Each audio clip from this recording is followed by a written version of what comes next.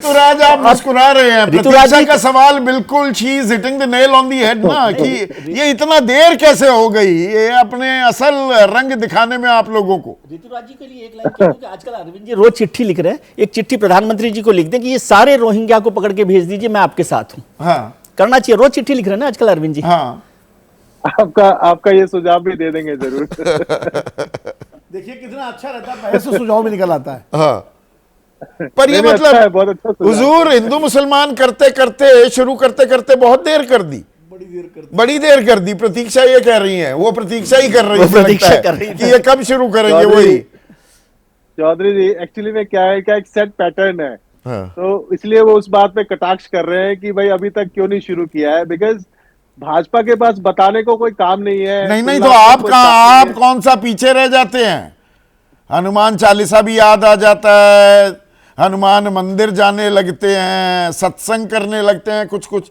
तो ये ऐसा थोड़ा है कि आप इस मामले में दूध के धुले हैं। इसीलिए तो आपसे पूछ रहा हूं, वो तो सौरभ भाई से पूछूंगा। दो चीज है चौधरी जी, देखिए हम सब लोग भगवान को मानते हैं, और हर अगर केजरीवाल जी कह रहे हैं कि हम पुजारी ग्रंथियों को सम्मान देंगे, तो भाई आप भी दे दो।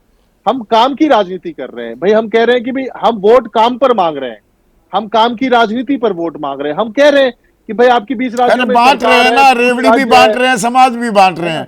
वो काम तो क्या, वो तो बांटने का काम हो रहा है कि नोट भी बांट दो और समाज को बांट दो। नहीं, पहले प्रधानमंत्री जी रेवड़ी कहते थे, अब इनके राष्ट्रीय अध्यक्ष उसको जन कल्याण योजना कह रहे हैं। तो पहले रेवड़ी करते वो तो मैंने थे। पूछ लिया, वो सवाल तो पूछ लिया। पर सौरभ, मतलब रेवड़ी भी बांटोगे और समाज को बांटोगे, ये बांटने का मतलब शब्द का विस्तार हो रहा है, और इसी में राजनीतिक उद्धार भी खोजा जा रहा है। संदीप जी, ये बड़ा साफ है कि आम आदमी पार्टी को इस बार दिल्ली में ये जनता समझ चुकी है कि न नीति है न नियति है, और नेता बेल पर है।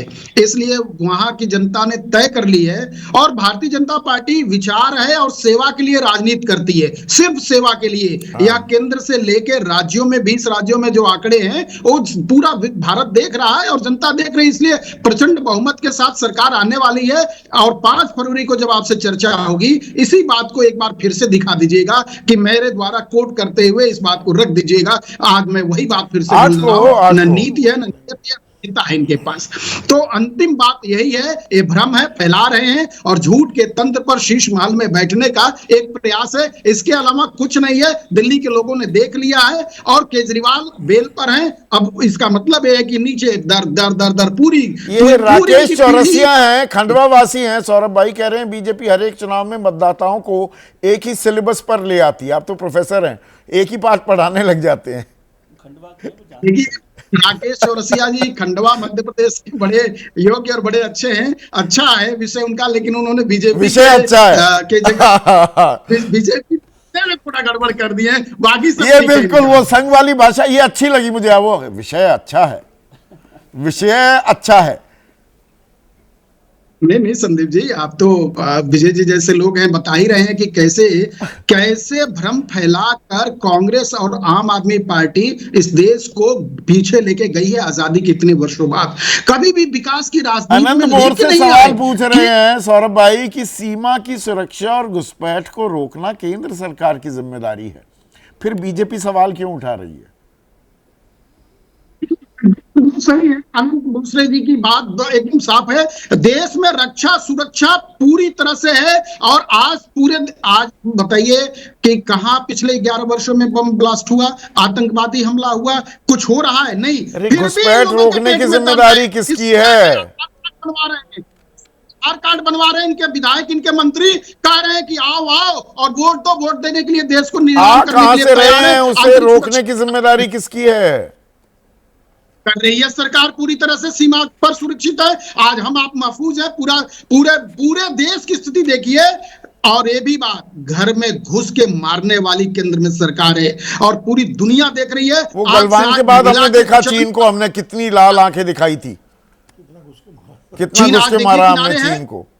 क्या संदीप जी, आप तो इस बात को जानते हैं। चीन के साथ जो हमारे कूटनीतिक जो दाव पेच है, उसमें चीन परास्त है, भारत परास्त है चीन। पूरे विश्व में पूरी तरह देपसांग अरे में आपको भी लगने क्या लगा है। 2-2 गांव बसा लिए हैं, अपने नहीं, प्रोविंस, नहीं, अपने अपने हमारे देश का हिस्सा बता रहे मैं हैं। नया मैप जो जारी हुआ है, थोड़ा इतिहास की तरफ ले जाऊंगा। जिन अभी जिन इतिहास इस नहीं, देश का वर्तमान में दुर्भाग्य ही है कि रहते हैं ना। छोटा सा एक सेकंड, जिन देश का दुर्भाग्य रहा कि जिन पूर्व के प्रधानमंत्री ने कहा कि चीन के उस बंजर जमीन को दे दी जाए, उसकी लड़ाई हम लड़ रहे हैं। वो लड़ रहे बसा हैं। नहीं रहे, हम अच्छा। उनको खदेड़ को भी ले रहे हैं। अच्छा, खदेड़ रहे हैं। वो उसको भी खदेड़ने में उनको पीछे किया जाता है कि उनको आगे आने दिया जाता है? पर बांटने की बात हो रही थी आलोक, मतलब बांटना ये सबसे बड़ा शब्द हो गया है राजनीति का कि रेवड़ी भी बांटेंगे, समाज को भी बांट देंगे। देखिए, मुझे लगता है कि दोनों ही पार्टियां अभी बड़ी बड़ी बातें बीजेपी के साथ ही कर रहे थे, हम तो देश के लिए काम करते हैं। पीएम केयर्स फंड का भी पैसा देश के लिए खा रहे हैं आप। इलेक्ट्रॉनिक बॉन्ड का भी, जो इलेक्ट्रोल बॉन्ड का पैसा है वो भी, बीफ कंपनियों से पैसा लेते हैं आप। रुपए और डॉलर की क्या हालत है। चीन घुसकर बैठा है, मणिपुर का नाम नहीं ले सकते। आज का विषय वो नहीं है। आज का विषय यह है कि दिल्ली के अंदर एक दारू की बोतल के साथ दूसरी फ्री की गई, और आज बांटने का काम अगर सबसे ज्यादा कोई कर रहा है तो बीजेपी करेगी, क्योंकि बीजेपी के पास कुछ भी कहने को नहीं है। और इनके जो छोटे रिचार्ज हैं केजरीवाल, वो भी उसी प्लेटफॉर्म पर खेलेंगे।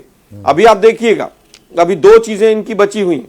एक, हिंदू मुस्लिम का एजेंडा बीजेपी पूरी तरह से उतारेगी, और फ्री करने के मामले में केजरीवाल अभी कहेंगे कि मैं मेट्रो भी महिलाओं के लिए फ्री कर रहा हूं, केंद्र सरकार नहीं करने जा रही है। इनके पास विकास के नाम पर बताने के लिए कुछ भी नहीं है। एक फ्री की बात करेगा, हिंदू मुसलमान की बात करेगा, दूसरा बांटने की बात करेगा, और दिल्ली का दोनों मिलकर बेड़ा गर्क करेंगे। दोनों मिलकर बेड़ा गर्क करेंगे। वो दोनों को मैं तीनों कह दूं तो तीनों कह सकते हैं। आलोक जी ने कहा कि वो छोटा रिचार्ज है, तो 1 साल से तो यही चार्ज कर रहे थे उनको। हाँ, उनकी बैटरी तो क्या चार्ज हम आलोक जी ही कर रहे थे। सत्ता से बाहर है, आप तीनों कैसे कह सकते हैं? नहीं आलोक जी, 1 साल से तो आप ही चार्ज आप कर रहे मुझे थे छोटा बताइए, रिचार्ज भाई, को। हमारे 15 साल और इनके 11 साल कंपेयर कर लीजिए। हमने दिल्ली का क्या विकास किया और उन्होंने क्या बेड़ा गर्क किया। आज एक महीने स्कूल बंद करने पड़ रहे हैं, हम सीएनजी लेकर आए। आज चारों तरफ ट्रैफिक जाम है, हम मेट्रो लेकर आए। हमने फ्लाईओवर्स बनाए।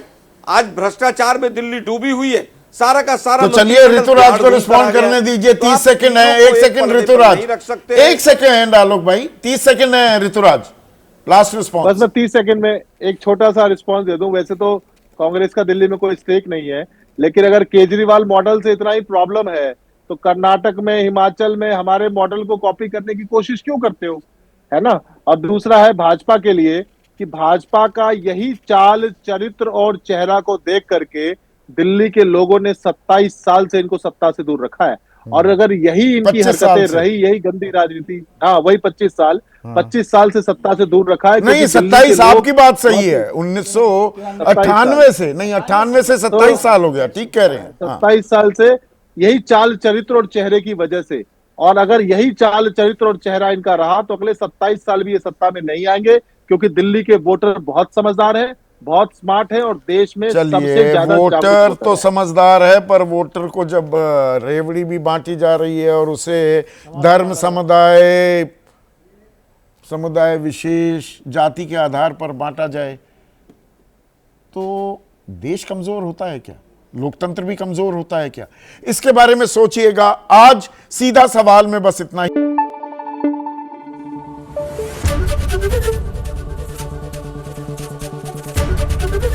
एबीपी न्यूज आपको रखे आगे।